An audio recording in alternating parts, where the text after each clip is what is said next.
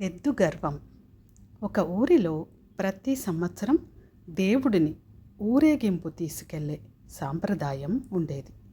ప్రతి సంవత్సరం ఊళ్ళో వారంతా పండగ చేసుకొని పూజలు చేసి ఊరేగింపు కోసం అన్ని వీధులు శుభ్రం చేసి ముగ్గులతో, తోరణాలతో, పువ్వులతో చాలా అందంగా అలంకరించేవారు. ఊరేగింపుకు ఒక ఎద్దు బండి కట్టేవారు.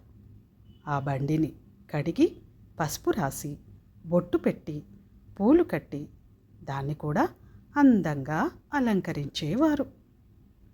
మరి ఆ బండిని తోలే ఎద్దు సంగతి చెప్పాలా?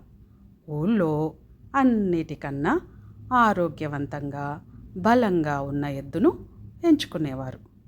ఆ ఎద్దు చర్మం నిగనిగలాడేలా దానికి స్నానం చేయించి బొట్టు పెట్టి గంటలు కట్టి పట్టు వస్త్రాలు వేసేవారు. ఆహా, చాలా చూడముచ్చటగా తయారు చేసేవారు. ప్రతి సంవత్సరంలా ఈ సంవత్సరం కూడా ఊరేగింపుకు ఊరు తయారయ్యింది. రాముడనే ఒక ఎద్దును ఎంచుకున్నారు.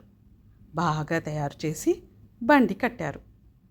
గుడి ముందర నిల్చోపెట్టి దేవుడి విగ్రహాన్ని బండిలో పెట్టి హారతిచ్చి ఊరేగింపు మొదలుపెట్టారు. ఆ రోజంతా రాముడెక్కడికి వెళితే అక్కడ మనుషులు వంగి నమస్కారాలు పెట్టారు.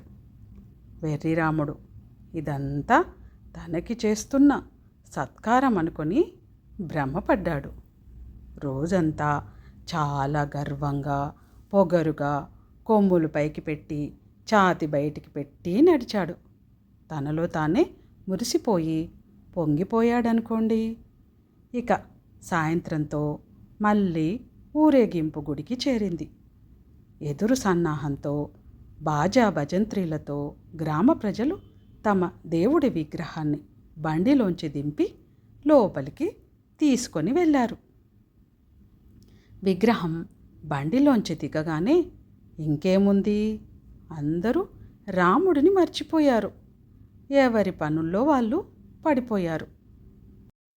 రాముడిపైన వేసిన పట్టు వస్త్రాలు తీసేసి మళ్ళీ రాముడిని ఎడ్లపాకలోకి తీసుకుని వెళ్ళి అక్కడ వదిలేశారు. ఎవ్వరూ దండాలు పెట్టలేదు.